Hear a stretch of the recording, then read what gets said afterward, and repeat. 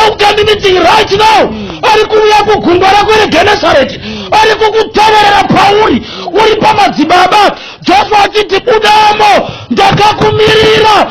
Mumeonesa zine solution iri better. Une zitombo zvako. Joshua arikuti mwana wangu. Wabatave kumadzibaba. Hatanzira zonzi chiuya. Tichitamba yeye murume wako masuwa.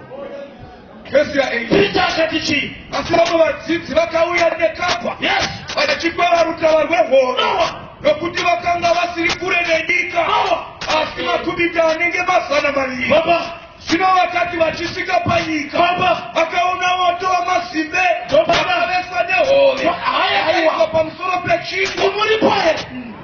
Yesu wanga atu wakazira hove. Yabasina kule zaiwa mupo. Wakapfumura chikocha hove. Yoko walinga kufura. Ndokugadzirana nechirungu ndokusondova kuzanya kuti mabate ndokuvabatisa hove huru ndokubata dzichiri nyora chitozikanda vofamba muita wanera panoti vane hove nechirungu zvadzichira koma Jesu akati kwavari uyaine dzimwe hove dzamakabata zvino. Vesi ya 11 Simon Petro akakwira mugumugwa akakwevara rutawa panyika wakanga kuzere nehove huru Sanara makumi mashanu nemanhatu. Baba. Asikunyamba sarai vazhinji dzakadai. Rutawa haruna kudapuka. Haruna kudapuka. Baba. Esi yako. Saka mari ndokurashisa marezi babari. Toreka wanda se rutawa kufaniri kudapuka. Rutawa harufaniri kudapuka. Haifaniri kuchinja step mari yacho. Haiziya mwari. Yamwari haidapuri kutava. Haidapuri hunhu. Amen.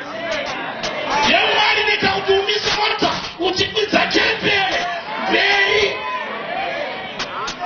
woitengera keni pamakrosi tamabhanzi yozha ndozvinoita mari yamwari waida kuri utapa haisi mupurisa padho vanopopotera vanopinda nebhuku unenga munhu zvokuti danga rinokona kuti vakatsika kapeti yavo namagambuzi yamwari haida kuri utava